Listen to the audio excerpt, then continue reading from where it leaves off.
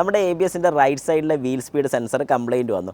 അങ്ങനെയാണെന്നുണ്ടെങ്കിൽ ആ ഒരു സെൻസർ കംപ്ലയിൻറ്റ് വന്ന് ബാക്കി 3 കുഴപ്പമില്ല. അങ്ങനെയാണെങ്കിൽ റൈറ്റ് സൈഡിൽ മാത്രം അത് സെൻസിങ് പിടിക്കത്തില്ല, ബാക്കി 3 പിടിക്കുന്നുണ്ട്. ശരിക്കും അങ്ങനെ വരുന്ന സമയത്ത് നമ്മൾ ബ്രേക്ക് ചെയ്യുമ്പോൾ ABSന്റെ ഫംഗ്ഷൻ വർക്ക് ചെയ്യുകയാണെന്നുള്ളത്, അതായത് റൈറ്റ് സൈഡിലെ ടയർ സ്കിഡ് ചെയ്യുകയാണെന്നുണ്ടെങ്കിൽ ABS. നമസ്കാരം, ഞാൻ രാകേഷ് MG ടിപ്സിലേക്ക് എല്ലാവർക്കും സ്വാഗതം. എല്ലാവരും സുഖമായിട്ടിരിക്കുന്നു വിശ്വസിക്കുന്നു. ഇന്ന് ഞാൻ പറയാൻ വന്നിരിക്കുന്ന ഒരു കാര്യം, ഇപ്പോൾ ഇറങ്ങുന്ന പുതിയ മോഡൽ എല്ലാ വാഹനത്തിനും ABS ഉണ്ട്. പക്ഷേ അങ്ങനെയാണെങ്കിൽ പഴയ കാലഘട്ടത്തിലെ വാഹനത്തിൽ ഇല്ല എന്നല്ല ഞാൻ ഉദ്ദേശിച്ചത്. പക്ഷേ അന്ന് ഓപ്ഷനിലായിരുന്നു ABS എന്ന് പറയുന്നത്, അതായത് ആൻറ്റി ലോക്ക് ബ്രേക്കിംഗ് സിസ്റ്റം എന്ന് പറയുന്ന ഈ ഒരു ഫംഗ്ഷൻ ഓപ്ഷനിലായിരുന്നു. അപ്പോൾ ശരിക്കും എങ്ങനെയാണ് ഈ ഫംഗ്ഷൻ വർക്ക് ചെയ്യുന്നതെന്ന് ചോദിച്ചു കഴിഞ്ഞാൽ, ഓരോ ടയറിലും, അതായത് നമ്മുടെ വാഹനത്തിൻ്റെ ഓരോ ടയറിലും ഓരോ വീൽ സ്പീഡ് സെൻസർ വരുന്നുണ്ട്.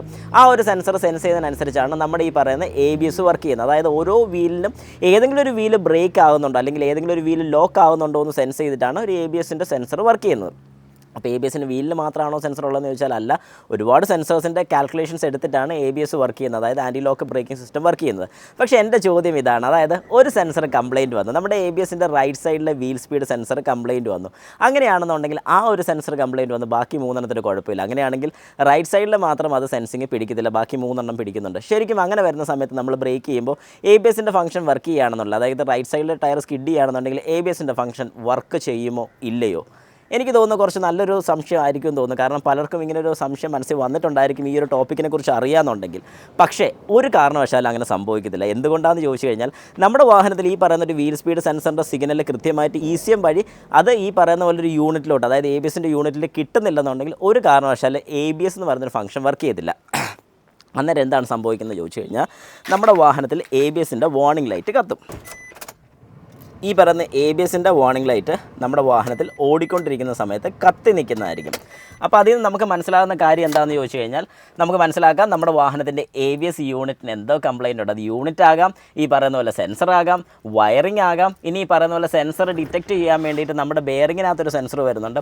ആ സെൻസറിനൊരു കംപ്ലയിൻറ്റ് വന്നാലും ഈ പറഞ്ഞ പോലെ സെയിം പ്രശ്നം കാണിക്കാറുണ്ട്.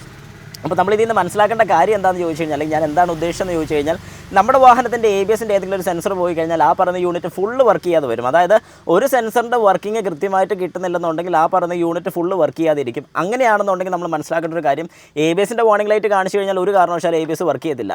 പക്ഷേ ABS വർക്ക് ചെയ്തില്ലെങ്കിൽ ബ്രേക്ക് കിട്ടുമെന്ന് ചോദിച്ചു കഴിഞ്ഞാൽ 100% ബ്രേക്ക് കിട്ടും, സാധാരണ നോർമൽ ബ്രേക്കിംഗ് മാത്രമേ കിട്ടത്തുള്ളൂ.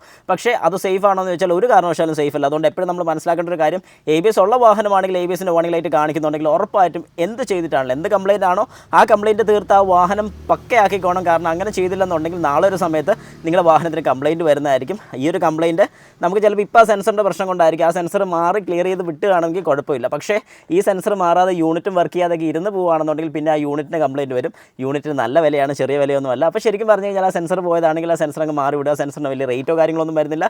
പക്ഷേ അത് വെച്ചുകൊണ്ടിരിക്കുകയാണെങ്കിൽ ഉറപ്പായിട്ടും യൂണിറ്റിന് കംപ്ലയിൻറ്റ് വരും. യൂണിറ്റ് മാറേണ്ടി വരികയാണെങ്കിൽ നല്ലൊരു ചാർജ് നമ്മുടെ കയ്യിൽ നിന്ന് വരുന്നതായിരിക്കും. അതുകൊണ്ട് എത്രയും പെട്ടെന്ന് ഒരു കംപ്ലയിൻറ്റ് വന്നു കഴിഞ്ഞാൽ നമ്മുടെ വാഹനത്തിൻ്റെ കംപ്ലയിൻറ്റ് തീർക്കാൻ ശ്രമിക്കുക.